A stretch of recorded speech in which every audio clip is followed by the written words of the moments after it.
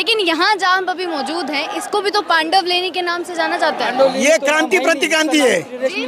पांडव लेनी नाम है ही नहीं, त्रिरश्मि लेनी कहा जाता है। लेकिन नीचे बोर्ड लगा हुआ है पांडव लेनी का। पांडव लेनी का कुछ नहीं। हाँ। ये देखो इस देश में सब जगह हर जगह, या पंढरपुर जाओ या बालाजी में जाओ या ये गंगा में जाओ, या हर जगह बुद्ध की मूर्ति है।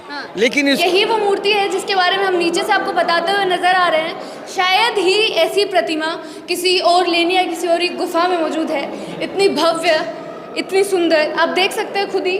बाबा साहब बुद्ध को पकड़ा, हमारा सत्यानाश होना मांगता था ना।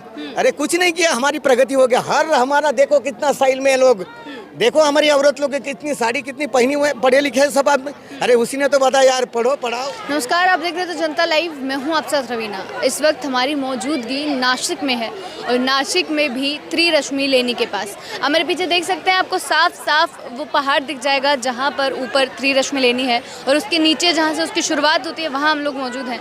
आज विजयदशमी के मौके पर या फिर कहें धम्म परिवर्तन चक्र दिवस के मौके पर यहाँ पर आप पीछे देख सकते हैं कि इतने भारी तादाद में लोगों संख्या आ रही है। ऊपर अगर आपको दिखाएं हम तो हज़ारों की तादाद में लोग त्रिरश्मि लेनी पहुंच रहे हैं। वहां पर देखने चीज़ें कि किस प्रकार का इतिहास हमारा लेनियों में मौजूद है। और नीचे जो कार्यक्रम करवाया गया है वहां से देश विदेशों से लोग आए हैं।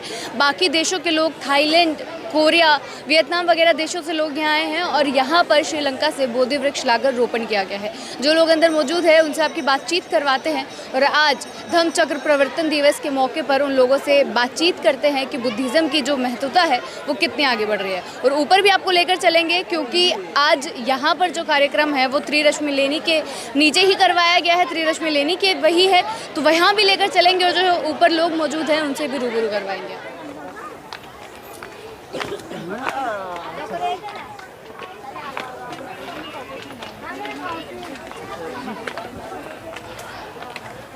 अभी हम आधे रास्ते पहुंच चुके हैं, सीढ़ियाँ चढ़कर ऊपर।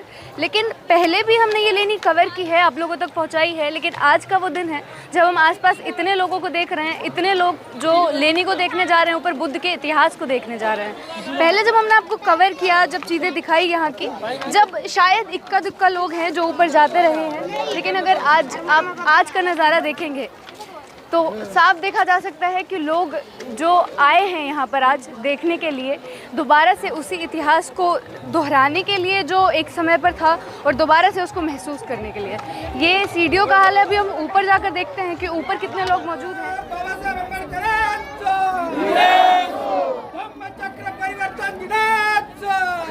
अब आप सोच रहे होंगे कि जब हम एक बार आपको ये लेनी दिखा चुके हैं तो दोबारा यहाँ पर आने का मकसद क्या है। मकसद यही है कि आप मेरे चारों तरफ देख सकते हैं, हम जिस भी लेनी में गए हैं आज तक इस तरह का जमावड़ा, इस तरह की भीड़, इतने लोग किसी भी लेनी में हमें दिखाई नहीं दिए।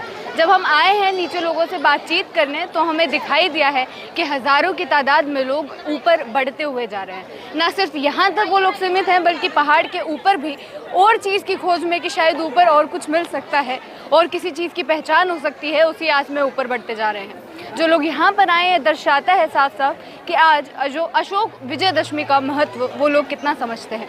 ये सारी चीज़ें जो आज हैं यहाँ पर, जो इतने साल पहले शुरू हो गई थी, लगभग 2500 साल पहले ये सारी चीज़ों की शुरुआत होना और आज इन लोगों का यहाँ आकर उस चीज़ को समझना, अपने इतिहास की गोद में आकर बैठना और चीज़ों को जानना, ये दर्शा रहा है कि आज भी लोग उतने ही उत्सुक है बौद्ध धर्म को जानने के बारे में जितना कि इतने साल पहले थे। और शायद जो उम्मीद है कि लोग बौद्ध धर्म को और समझने लगे हैं, उनके विचारों से रूबरू होने लगे हैं, वो कहीं ना कहीं आज लगती है कि आगे बढ़ती ही चली जाएगी।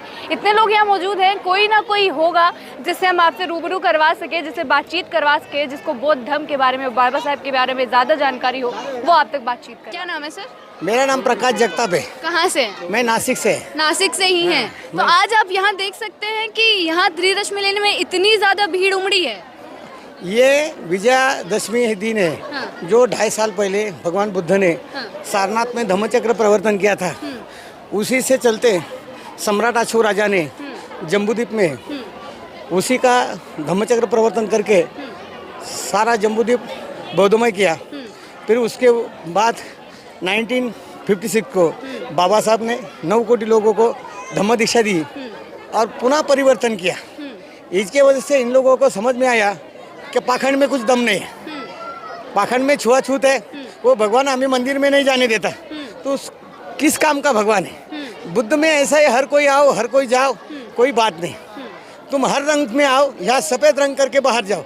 जैसे सब नदियाँ सागर में मिलती है, बस उसका नाम खत्म हो जाता है, वैसा ऐसा है। सब धर्म हमारे पास आओ, धर्म बात ही नहीं रहेगा, इंसानियत रहेगा, मानवता रहेगी, प्रेम रहेगा, शील सदाचार रहेगा।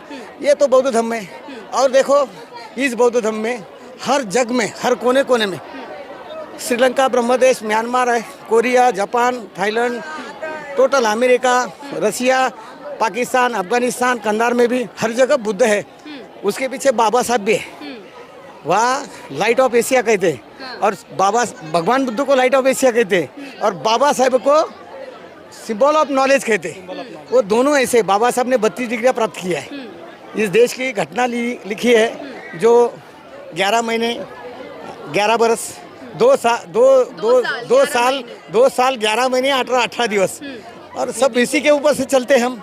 कोई बोलते हैं हम उसको बदल देंगे, लेकिन हम तो नहीं बदले देंगे उसको। अच्छा, मतलब आपने सुना है जो उड़ती उड़ती चीजें आ रही है जो किसने बोला है? हाँ। कोई बदल नहीं देंगे। हम अभी पहले जैसे अनपढ़ नहीं रहे, हम पढ़े लिखे बन गए, हम बाबा साहब के अनुयायी बन गए।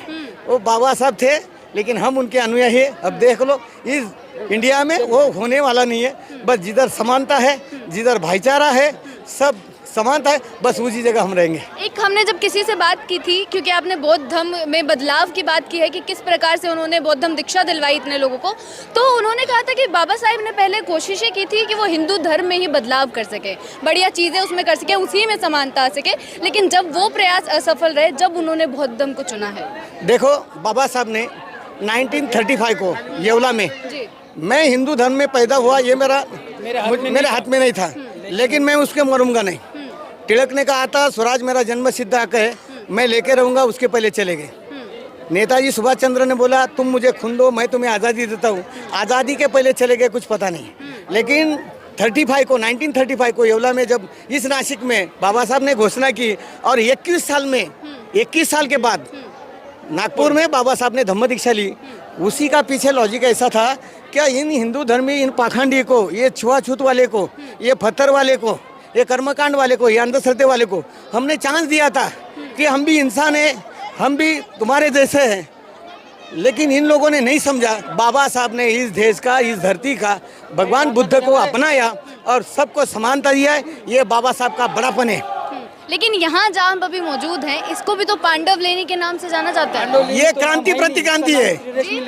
पांडव लेनी नाम है ही नहीं, त्रिरश्मि लेनी कहा जाता है। जब सूरज निकलता है तो अंदर भगवान तथागत की मूर्ति है, तो उस पे दिन में 3 बार उसका जो सूर्य का प्रकाश है वो जाता है, उसकी वजह से इस लेनी को 1 2 3 कहा जाता है। त्रिरश्मि, लेकिन नीचे बोर्ड लगा हुआ है पांडव लेनी का। पांडव लेनी का कुछ नहीं। हाँ। ये देखो इस देश में सब जगह, हर जगह, या पंढरपुर जाओ, या बालाजी में जाओ, या ये गंगा में जाओ, या हर जगह बुद्ध की मूर्ति है। लेकिन इसको बनाया है इन लोगों ने, सब हर पत्थर के जो मूर्ति है हर जगह। अभी राम मंदिर का काम चल रहा था, वहाँ का जो खुदाई हुआ, उस खुदाई के अंदर पूरा इंडिया के अंदर, जम्बूद्वीप के अंदर बुद्ध ही मिलेगा और कुछ नहीं मिलेगा। भगवान बुद्ध की मूर्ति, जग में मूर्ति सम्राट कनिष्क ने ईस्वी सन पहली शताब्दी में बनाया, उसके पहले किसी के भी मूर्ति नहीं था। और ये 14,000 लेनी इधर भारत में है, तो 14,000 लेनी की वजह से 12,000 लेनी महाराष्ट्र में है। इसलिए नहीं 2,500 पहले से बोलती है कि यहाँ बुद्ध थे, बुद्ध होके गए, ये हमारा प्रूफ है। उनका कोई प्रूफ नहीं है ना, बस वो क्रांति प्रतिक्रांति हो गया। बाबा साहब ने लिखा है, बना हुआ है, वहाँ जो कुछ नहीं मिले, वहाँ जो अवशेष मिले वो पूरे बुद्ध के अवशेष है। वो तो मीडिया ने दिखाया नहीं, आज तो मैं खुद बता रहा हूँ। हाँ, तो लोगों को पता चल रहा है, लोगों को सबको पता है। ये जितने भी लोग हैं जो बाबा साहब ने कहा था, या गांधी ने कहा था कि बाबा साहब जब पढ़े लिखे हो गए कि बाबा साहब तो दलितों के कैसे नेता बन सकते हैं, मैंने तो कपड़े उतार दिया है, हम बाबा साहब तो सूट बूट में रहते हैं। बाबा साहब ने बोल दिया कि जब तक मैं ये समाज को मेरे जैसा सूट बूट में नहीं लाऊंगा तब तक मैं शांत नहीं बैठूंगा। तो आज जो भी पढ़े लिखे लोग हैं, जो भी सूट बूट में घूम रहे हैं, वो सब बाबा साहब के अनुयायी है। सपना पूरा हो गया उनका, जो उन्होंने बाबा साहब का सपना था पूरा तभी हो गया था। बाबा साहब ने कहा था मैं भारत बौद्धमय करूंगा, बाबा साहब ने उसी वक्त कर दिया था भारत बौद्धमय। आज भी जाके देखो, तिरंगे पे है ना अशोक चक्र है, तिरंगे पे अशोक चक्र है। कोई बोलता है तिरंगा तो 3 कलर का होता है, तिरंगा तो 4 कलर का है। तो तिरंगा 4 कलर का नहीं 5 कलर का भी होता है, क्योंकि जो शहीद होते हैं जवान उनका भी कलर उसमें है, वो तो उसमें लपेट के आते हैं। 1200 साल बौद्ध धर्म ही था, लेकिन इस पाखंडी लोगों ने 6वें 7वें शतक में इसको बदल के फिर बुद्ध को महादेव बनाया, बुद्ध को 10 मुंह लगाया, बुद्ध को 4 हाथ लगाया। भगवान बुद्ध ना घोड़े पे बैठे ना गद्दे पे बैठे है, ना हाथ में तलवार है, ना कुलाड़ी है, ना कोयता है। जिसमें भगवान में दम रहता है, जिस भगवान में, वो किसी जानवर के ऊपर बैठते नहीं, उसके हाथ में कोई तलवार विलार नहीं रहता है, वो अपना सामने वाले का इंटरनल पावर जागरूक करता है। बाबा साहब बुद्ध को पकड़ा, हमारा सत्यानाश होना मांगता था ना, अरे कुछ नहीं किया, हमारी प्रगति हो गया। हर हमारा देखो कितना स्टाइल में है लोग, देखो हमारी औरत लोग कितनी साड़ी कितनी पहनी हुए, पढ़े लिखे हैं सब आदमी। अरे उसी ने तो बताया यार, पढ़ो पढ़ाओ और लोगों को पढ़ाओ। अरे जय भीम है तो सब कुछ है, जय भीम है तो स्वातंत्र है, जय भीम है तो समानता है, जय भीम है तो न्याय है, जय भीम है तो प्रतिज्ञा है, जय भीम है तो कोई कर्मकांड नहीं है। बस जय भीम का नारा लगाओ और इस देश को पुनः बौद्ध धम्म बनाओ। जय भीम, जय बुद्ध। चलिए बहुत बहुत शुक्रिया आपका। तो सीधा सीधा देख रहे हैं आप कि उत्साह लोगों का कैसा है। इतने उत्साहपूर्ण माहौल में आज इतनी भारी भीड़ है और ये वही मेन जगह है जहां हमने पिछली बार आपको दिखाया था। ये चैत्यगृह यहाँ है जो मेन इस लेनी का है और इसके अंदर भी इतने लोग जा रहे हैं, तो आप देख सकते हैं कि सब लोग समझते हुए चीज़ों को देख रहे हैं कि किस प्रकार की चीज़ें यहाँ मौजूद है। जो लोग शायद पहले ना आए हो यहाँ पे, लेकिन आज ऐसा दिन है कि उन लोगों को भी यहाँ आना है और वो लोग भी यहाँ समझने के लिए चीज़ें आ गए हैं। और जो लोग यहाँ आए हैं उनकी बातें अलग ही हैं, वो जिस लेवल की चीज़ें शेयर कर रहे हैं, वो जिस तरीके से मानते हैं बाबा साहेब और बुद्ध को, वो कहीं ना कहीं उनके बातों में, उनके रहन सहन के तरीक़ों में झलक जाता है। ये आप देख सकते हैं कि हर गुफा से लोग निकलते हुए, नज़ारा अलग है क्योंकि हमने भी शायद ये चीज़ पहली बार देखी है कि इतनी भारी भीड़, इतनी भारी संख्या में लोग आज किसी लेनी में मौजूद है। और अब हम मेन जगह पर आ गए हैं जहाँ से मेन उसकी शुरुआत होती है। यहाँ आप देख सकते हैं कि पीपल के पेड़ के आकार से जो हर लेनी में पाया जाता है, उसी आकार से दरवाज़ा बना हुआ है। अंदर चलते हैं। पूरी मूर्तियाँ ऊपर से नीचे तक आकर्षित है, लिखी हुई हैं पूरी चीज़ें यहाँ पर। ऊपर आप देख सकते हैं कि आकार हर तरीके से सेम कहीं ना कहीं दिखाई दे रहा है। पहले छोटे पत्ते का आकार, तो उसके ऊपर बड़े पत्ते का आकार। उधर स्तंभ हैं, उन पर भी आकृतियाँ बनी हुई हैं और पूरा चट्टान का जो रंग है वो आप देख सकते हैं कि ऊपर किस प्रकार का रंग है और नीचे जहाँ पर वो आकृतियाँ हैं वहाँ किस प्रकार का रंग है। अंदर लेकर चलते हैं क्योंकि पिछली बार भी जब हम आए थे हमने आपको एक बेहद जो प्यारी मूर्ति यहाँ पर है उसे रूबरू करवाया था। अंदर लेकर चलते हैं सीधा और वही मूर्ति आपको दिखाते हैं कि आज वहाँ पर लोग किस प्रकार से जा रहे हैं और बुद्ध को आमने सामने से देख रहे हैं। यही है वही दरवाज़ा और मेन यहाँ अंदर चैत्य मौजूद है, चैत्यगृह। पूरा आप देख सकते हैं कि ज़्यादा बड़ा चैत्यगृह नहीं है, छोटा ही है, लेकिन लोग यहाँ पर आए हुए हैं आज धम्म चक्र परिवर्तन दिवस के मौके पे। आप देख सकते हैं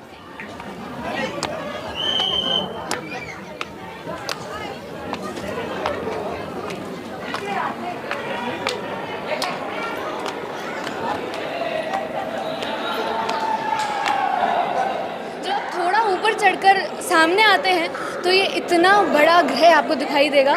इतने सारे कक्ष यहाँ मौजूद हैं।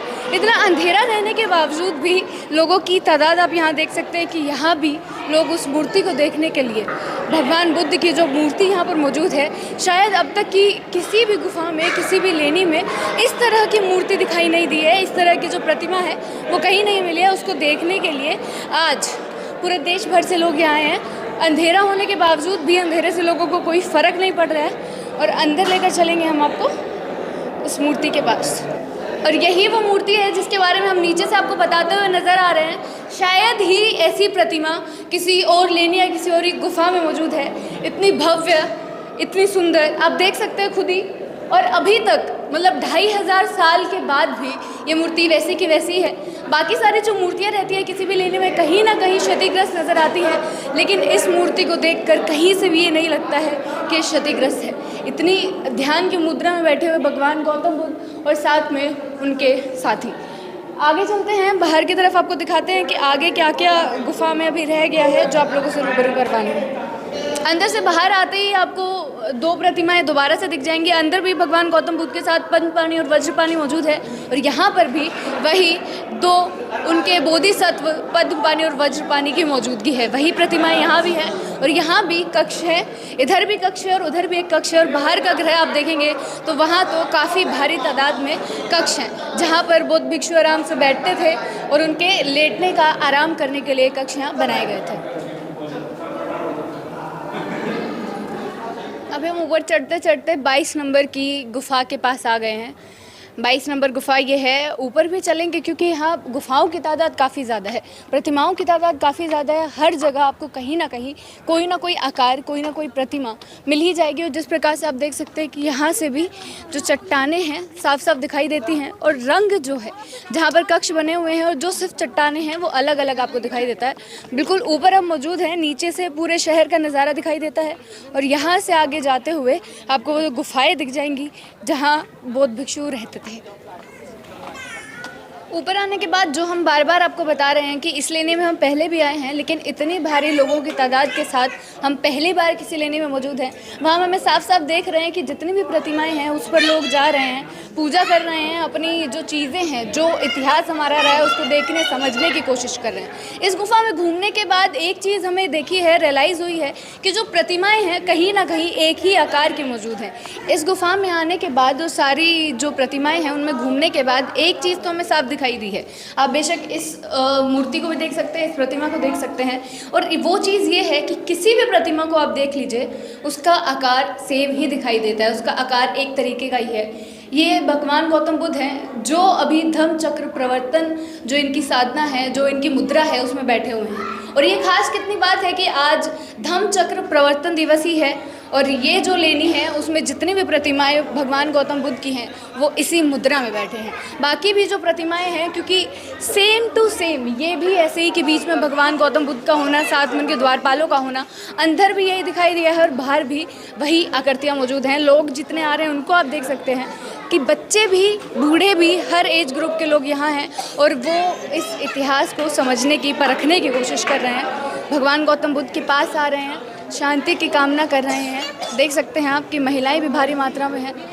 ऊपर आप देख लीजिए, यहाँ पर जो गौतम बुद्ध हैं, यहाँ ये प्रतिमा एक अलग दिखाई दी है, यहाँ लेटे हुए गौतम बुद्ध दिखाई दिए हैं, वरना बाकी सारे जो मुद्राएं हैं वो धम्म चक्र परिवर्तन दिवस की ही परिवर्तन मुद्राएं ही हैं। आज धम्म चक्र परिवर्तन दिवस है, इसलिए चीज़ें सामने भी आ रही हैं और इतने लोग ऊपर हैं कि उनसे हम बातचीत करके समझ भी पा रहे हैं। जो चीज़ें हम पहले अब तक नहीं पहुँचा पाए थे वो अब पहुँचाने की कोशिश कर रहे हैं। ये 24 नंबर गुफा है, इसके अंदर भी सेम आकृतियाँ हैं, सेम प्रतिमा है, वैसे ही भगवान गौतम बुद्ध उसी मुद्रा में बैठे हुए हैं। और इस गुफा में आने के बाद आपको तीनों तरफ सेम तरह की प्रतिमा दिखाई देगी। Centre, side, left and right, मतलब ये पूरी अलग तरह की गुफा हमें दिखाई दी है, जहाँ पे सेंटर में भी गौतम बुद्ध हैं और लेफ्ट राइट में भी उन्हीं की प्रतिमा बनाई गई है, और यहाँ पर भी उसी प्रकार की जो दीवार है उन पर प्रतिमाएं आप देख सकते हैं। ये 24 नंबर गुफा है। हम आपको बार बार यही बताने की कोशिश कर रहे हैं कि इस गुफा, ये लेनी में कितनी सारी गुफाएँ मौजूद है। यहाँ भी जो हम बता चुके हैं आपको, वो आप साफ साफ हर एक तस्वीर में, हर एक वीडियो में देख सकते हैं। आज के दिन ये जो तादाद है, जो भीड़ है, काफ़ी बढ़ गई है। नीचे भी कार्यक्रम में इतने सारे लोग और ऊपर भी इतनी भारी तादाद। हाँ, इस साल कुछ ज़्यादा ही है। हाँ, मतलब साल भर साल बढ़ते जा रहे हैं लोग। हाँ, अच्छा, यस। यहाँ पर आकर क्या अच्छा लगता है आपको? आप जैसे लेनी को घूमने आते हैं, देखते हैं, तो क्या अच्छी चीज़ लगती है? मन को शांति मिलती है, और हर साल आते हैं और अच्छा लगता है। हर साल आते हैं? हर साल आते हैं हम, अशोक विजयदशमी के मौके पर। हाँ, और हाँ जी। तो मतलब हर साल आपको आते आते क्या लग रहा है कि जो लोग हैं वो और तरीके से समझते जा रहे हैं? क्योंकि आपने ही बोला लोगों की संख्या बढ़ती जा रही है। हाँ, हाँ जी, सब लोगों को समझ में आ रहा है कि आज के दिन यहाँ आना चाहिए, और मतलब अच्छा लगता है यहाँ आने को। सारी गुफाएं कवर करते हुए अब हम नीचे की ओर जा रहे हैं। गुफा नंबर 4 आप देख सकते हैं। आते वक्त शायद हम सीधा आपको चैत्यगृह की तरफ देखा गए थे, लेकिन ये बीच वाली वो गुफाएं हैं जो नीचे जाते हुए आपको दिख जाएंगी। या सबसे पहले जब आप ऊपर चढ़ेंगे तब यही गुफाएं आपको दिखाई देगी। ऊपर हमारा आने का हमारा ये मकसद था कि आज इतने लोगों की मौजूदगी आप लोगों को दिखाई जा सके। ये कितना अद्भुत नज़ारा है, कितनी अलग चीज़ है कि इतनी भारी तादाद लोग अलग अलग अलग चीज़ों को जो समझ रखते हैं, अलग अलग चीज़ों को जानते हैं, वो यहाँ इस लेनी को देखने समझने आए हैं। यहाँ से हम कोशिश करेंगे, क्योंकि हम इतनी ऊंचाई पर आ गए हैं कि आपको नीचे की सारी चीज़ें स्पष्ट तो नहीं दिखाई देंगी, लेकिन आप एक अनुमान लगा पाएंगे कि जो आज का कार्यक्रम आयोजित किया गया है, जो श्रीलंका से बोधि वृक्ष को लाया गया है, वो नीचे आपको दिखाने की कोशिश करेंगे कि उस कार्यक्रम में कितनी भीड़ है। और यहाँ वापस जाते जाते आप देख सकते हैं कि गुफा नंबर 2 ये है, जहाँ पे वही आकार में बुद्ध की प्रतिमा है। नीचे चलते चलते इधर जो कार्यक्रम है उसका आयोजन नीचे किया गया है, लेकिन फिर भी लोगों का जो भीड़ है वहाँ भी है, और यहाँ तो साफ साफ भीड़ देखी ही जा सकती है। ये आप देख सकते हैं कि पिलर्स हैं, पूरा गुफा नंबर 1 पर हम आ चुके हैं। यहाँ से गुफाओं की शुरुआत होती है, और यहाँ अब हम नीचे जाते हुए ये दिखाने की कोशिश करेंगे कि आज इस अशोक विजयदशमी के दिन कितने सारे बुद्ध को मानने वाले लोग, बाबा साहेब को मानने वाले लोग उस कार्यक्रम में और यहाँ मौजूद थे। वो भीड़ दिखाने की कोशिश करेंगे, और उससे ये अंदाज़ा लगाया जा सकता है कि भारत किस ओर अग्रसर है, भारत के लोग कितना बाबा साहेब को जान रहे हैं, बुद्धिज़्म को कितना समझ रहे हैं। और हर साल ये जो तादाद है, ये जो भीड़ है, वो बढ़ती ही जा रही है, जैसा कि उस महिला ने भी हमें बताया, और जो भी लोग यहाँ मिले हैं उनसे ये हम साफ साफ देख रहे हैं कि उनकी बातों में ये चीज़ झलक रही है कि जो भी लोग आगे आ रहे हैं, जो भी बुद्ध को समझ रहा है, वो उनके विचारों की तरफ आकर्षित हो ही जाता है। और ये भीड़ नीचे के कार्यक्रम की है जो हम आपको दिखा रहे हैं, लेकिन ये भीड़ वो आप जो देख सकते हैं वो अलग है, और यहाँ पर जो लेनी में आपको भीड़ दिखाई देगी वो भी बिल्कुल अलग है। मतलब लोगों का जो तादाद है, लोग कितनी भारी संख्या में यहाँ मौजूद हैं, इसी से आप अंदाज़ा लगा सकते हैं कि इधर भी इतनी ही भारी संख्या में लोगों का होना, और उधर भी नीचे कार्यक्रम में इतनी भारी संख्या में लोगों का होना। इस चीज़ से तो ये साफ हो जाता है कि जो लोग हैं वो बौद्ध धर्म में कितना विश्वास रखते हैं, कितनी आस्था रखते हैं, और कितने सारे अनुयायी उनके हैं जो आज की तारीख में बढ़ते ही जा रहे हैं। और हर साल इस दिन पर कहीं ना कहीं जो तादाद है वो ज़्यादा ही होती है, जो संख्या है वो ज़्यादा ही होती है। इसी प्रकार जनता के मुद्दे आप तक पहुँचाते रहेंगे, बने रहे हमारे साथ। शुक्रिया।